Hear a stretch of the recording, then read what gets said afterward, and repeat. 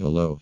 My name is Sirab. I am here to tell you about a Holocaust survivor who is currently now in a better presence than what was left here forth. It all started with a transgendered Jewish kid who still today people don't quite know what gender it is. The thing's name was MPJ. MPJ was just a little thing that didn't know right from wrong. One day a bunch of men from Germany apparently didn't like Jews like him, so the men in grey killed all of his relatives and he somehow managed to escape. He escaped running fast into the woods trying to recover from what just happened. Then later that night MPJ had to find somewhere to sleep but could not because it didn't know any better. Then all of a sudden a mentally challenged bird came flying out of the woods.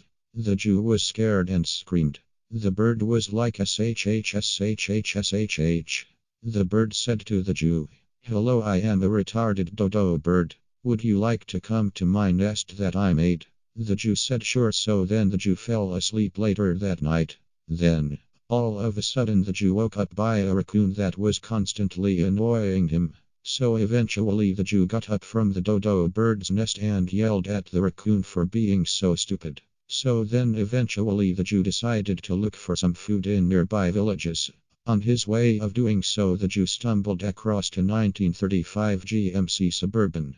The Jew was happy. Except that he had to work on the brakes constantly to the point to where he fell in love with it, then eventually got married to it. Then while the Jew was hiding out in its Suburban, there was a man in grey whose name was Stacer Man. He was part of the Third Reich. The Jew was so scared that he pissed himself.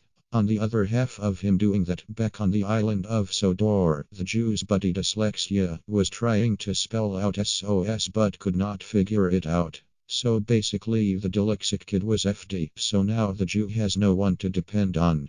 The Jew was like, oh hey, look, a homeless bum. Maybe he can help.